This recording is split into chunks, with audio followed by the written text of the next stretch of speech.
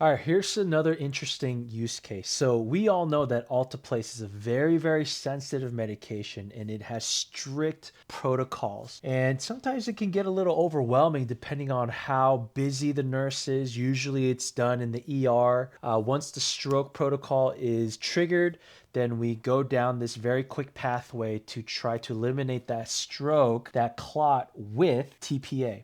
And so Intracav, now educated with TPA protocol for this specific facility, let's interact with this to see how the nurses can use it to their advantage and for the patients. Let's go. So my patient is 3.2 kilograms. What is the loading dose for TPA? So there's a whole calculation. So let's say it's calculating the 0.0 milligrams, the kilograms or the weight that I fed it, and it's doing the calculations for me. Now, hopefully these calculations will be done in the formulary. However, depending on the institution, it might be moving so fast that pharmacy cannot do this calculation for you automatically.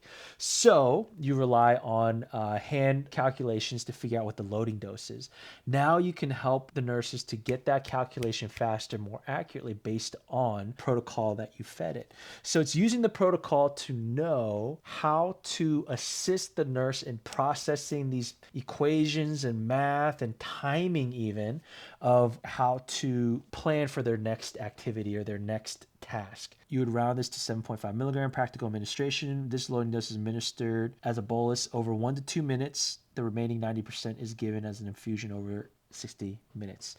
And so it gave us an idea of how to round it even. That's appropriate. And it gives us the how to infuse. Okay, so what's my rate of infusion for the first hour? Would set the pump for milliliter an hour. Okay, so it's given us a milligram per hour, but not a milliliter per hour. The patient has been symptomatic since 3 p.m. It is currently, I don't know, 21:20 p.m. Are they eligible for TPA? Symptomatic since 3 p.m. is now 9:40. Is onset is 6 hours and 20 minutes. This is beyond the standard 4.5 hours. Okay, so this is really cool. So during triage for the protocol, hey, shout out the vitals. Vitals is patient vitals are 5, heart rate 192 over 90, 20 respirations, 98.8 temp, 94%. Has been symptomatic since 12 p.m. and it is 13:30. Is the patient eligible? Let's just say I'm running out of time. It's now 13:30. Patient eligible? Question mark. So Intracav will be able to infer based on the sentence itself what we're asking for. So it'll quickly, not having to read the entire protocol, or for us, we can triage the patient whether the TPA needs to be activated. Let's take a look. Patient symptomatic for 1.5 hours within the hour. Within the window, however, the blood pressure is currently 192, which is above the recommended threshold of eligibility. Now they're out of that eligibility window. So this gives the provider a quick reference. Is it worth it? Okay, nurse, can you please recheck the vitals, recheck the blood pressure real quick. BP is now 172 over 87. Okay, I checked the blood pressure. Now update Intracav with this protocol. Blood pressure is now 1. And what's cool is, look, it is in context of this conversation. It doesn't need to be reiterated. Hey, we're still doing TPA protocol. It already knows from this particular conversation and flow of conversation that we want to know if this blood pressure is okay for the context of TPA administration. You're literally talking to your clinicians, both physicians, the providers, and the nurses, and the team are now speaking with a protocol specialist. And this specialist can respond very quickly. If time and time again, this is going to be trained and hyper focused on the protocols that that it was trained on, your hospital's policies and protocols for this particular administration, will this make your life easier? Put in the comments. Let me know. Do you want this at your hospital or not?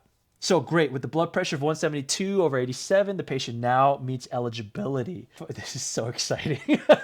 I don't know.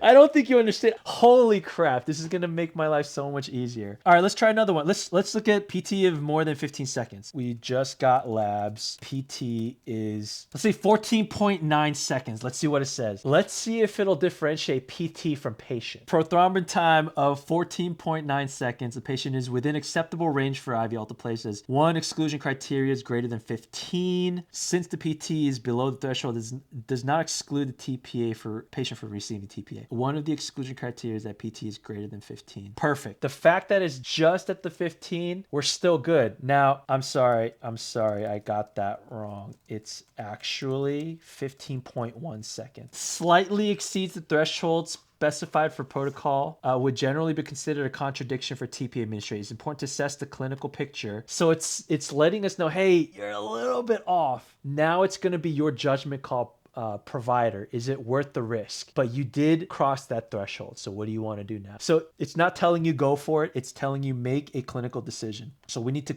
assess the complete clinical picture, discuss potential risks and benefits with the team. This is great. So during triage, stroke specialists, how much faster will your team now be able to make decisions with Intracav supporting your policies?